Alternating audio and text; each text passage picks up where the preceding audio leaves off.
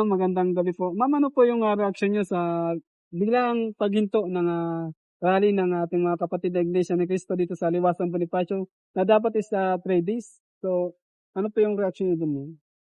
Medyo nabigla, kasama rin ng mga iba nating kababayan. Kasi ang inaasahan natin ay yung pagpapatuloy ng ating pong panawagan at sabay-sabay na paninindigan at pagsigaw para dun sa mga usaping marami. Kasi ang ating kabatiran ay talagang nakatutok sa usaping plunder case na isinasampa laban kay Senator Marcoleta. Pangalawa, nakita ko yung mga kababayan natin dito na ang dami nilang panawagan. Tulad po nito nasa likod ko, dapat managot ang mga kurakot, yung mga isyong flood control, yung mga isyong impeachment, and also yung mga issue talaga ng korupsyon. At yung patuloy nilang pagsara o pagbusal ng ating mga bibig bilang mga Pilipino sa mga kwestiyon na nakalutang lang at hindi pa natin nakakamit yung mga maliwanag na kasagutan na inaasam-asam ng lahat ng Pilipino. Kaya sabi ko nga po, parang nakalutang tayong lahat ngayon. Bakit? Ngunit hindi natin dapat pangunahan ang desisyong ginawa ng kapatiran sapagkat knowing them, napakaingat nila sa pagdating sa decision making. So siguro meron silang sapat na dahilan kung bakit biglang-bigla silang nagdesisyon na ipahinto na ito, tapusin na. Bagamat nakita natin na marami pa rin tayong kababayan na patuloy na dumadagsa at dumarating dito, meron pang nanggagaling sa mga iba't ibang lugar na mga kapatid na talagang maraming nanlumo. Pero sino ba tayo? Wala tayong magagawa. Ngunit nakita naman po ng ating mga kapatid na iglesia, bagamat hindi tayo iglesia, ako po'y saradong katoliko, talagang sa kanilang paninindigan tayo po'y talagang sumporta sapagkat nakita natin na ang kanilang pinaglalaban ay para sa taong bayan. Kaya antayin na lang natin at talagang humingi kami ng malinaw na kasagutan at dahilan kung bakit. Kasi marami po tayong mga kababayan na nanggaling sa nagmula sa iba't ibang mga probinsya na nagnanais ipakita ang kanilang buong suporta, ngunit nanlulumo sila pagdating nila dito dahil wala na po silang dinat ng programa dito po sa entablado na kagagawa pa lang at bagong-bago. Kaya mga kababayan, hindi po dapat dito magtatapos ang ating panawagan at paninindigan sapagkat wala pa rin po tayong nakuhang malinaw na kasagutan ukol doon sa ating pong pinaglalaban. At talagang magpahanggang ngayon, ibang tao po ang nakukulong at yung nasasakdal at nakita naman nating talagang tunay na may sala ay talagang siguro sa mga oras na to, tatawa-tawa na lang sa atin kasi parang wala tayong nakuhang parang hustisya. So sa lahat ng mga kinatawan ng kapatiran, salamat. Pero nandito kami lahat po ngayon at pinakita namin ang buong pwersa namin. Kaming mga Katoliko na talagang sumama po sa inyong laban, nanindigan din kami sa inyong pinaninindigan. Sana, huwag ninyo kaming pabayaang nakalutang na lamang yung mga bagay na magpangga ngayon, ini-question natin, pero wala pa rin pong kasagutan. So, next question is, Mama, pangalan niyo po na lang po pabanggit tapos,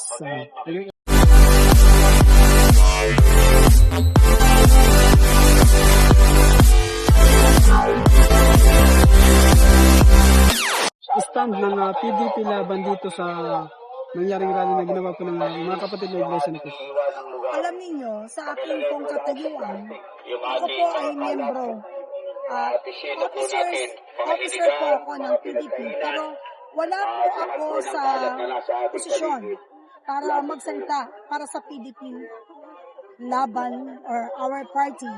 But I am your standing in front of you that I can speak for myself. I cannot speak for yung PDP laban at the moment kasi wala pa po kaming sapat na pag-uusap, kailangan din po na maging maingat din kami dahil sobrang masakit na yung mga nangyayari sa atin eh. Kung magbibigay tayo ng mga mapanlinlang at nakalilitong impormasyon, baka makadagdag pa po tayo sa problema ng ating mga kababayan. So sa akin pong paninindigan at sa akin pong personal na kasagutan, siguro po, pagpatuloy lang po namin yung aming paninindigan na manindigan sa tama, makatao, makabayan, at may takot po sa Diyos na huwag tayong manakit ng ating pong kapwa, lalo na yung mga kababayan natin talagang naghihikahos magpanggang ngayon at biktima ng mga pagbaha, pagguho, dulot ng mga ghost project ng flood control. Kaya maminsan nyo lang po sa ating mga kababayan dahil sa nangyayaring Ang message ko po sa ating mga kababayan, tama lamang po na tayo po ay maging maingat sa mga binibitawan nating salita dahil nakita naman natin kung gaano busalan ang mga bibig nating mga Pilipino. Ngunit, hindi porke tayo nananahimik, hindi na tayo gagawa ng bagay para magkaroon ng hustisya ang mga nangyayaring kaganapan sa ating bansa. So akin pong hinihiling na patuloy tayong manalangin dahil alam niyo, ang gumagalaw na po ngayon ay ang ating Panginoon. Kung hindi po kaya ng mga taong inaasahan natin at ating niluklok para magbigay kasagutan sa ating mga problema, pagdasal na lang natin sila. Sabi ko nga, let's pray, open up yung kanilang mga puso para makapag-isip ng tama. Pero sana po, bigyan niya ng konting kumpas para malaman nila na hindi na tama ang ginagawa nila. Sunod-sunod na po yung mga kalamidad, sunod-sunod na po yung mga disasters na nangyayari sa ating bansa. Pero patuloy pa rin ang kanila pong pagnanakaw, pagsisinungaling, at talagang pang-iisa. At syempre po, alam niyo, ang dami naghihirap sa Pilipinas. Marami pong mga nangyari sa atin, ngunit nakita naman natin, yung tulong na dumarating sa kanila ay pakonti-konti, hindi sapat. Sa dami ng pera ng ating gobyerno. Bakit? Bakit ganun? Bakit ba kailangan sa panahon ng kalamidad at disaster, yung mga nasalanta nating mga kababayan, parang kailangan manlimos pa at hindi na lang talagang magpusa ang gobyerno at sila'y tulungan para makabangon at makapag-umpisa po muli. Sa lahat ng mga kababayan natin, tandaan nyo, wala naman pong magiging alitin kung walang magpapaalitin. Hindi ko po kayo sinasabihan na mag-aklas or gumawa ng bagay na hindi maganda. Ngunit, wag po tayong magpaapi. Tandaan natin,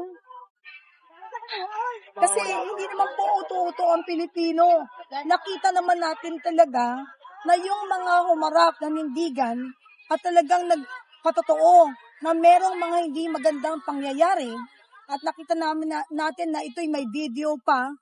Ang nangyayari, bakit hinaharangan, binubusalan ang kanilang mga bibig para sa kanila pong mga isiniwalat na katotohanan. Bakit ngayon, kakasuhan pa nila, ba't hindi natin ilatag at ipakita sa taong bayan at pakinggan sila at makita natin kung sino po ang nagsasabi ng totoo at hindi. Yung transparency po is very important. Katulad kanina, sabi may pagpupulong pero hindi naman po natin nakita. At siguro po, karapatan din naman po nila at may dahilan silang sapat para hindi naman nila kaagad sabihin sa atin. At sana po maging positive po yung kalalabasan ng kanila pong naging desisyon ngayong gabi. Ma'am, ano po?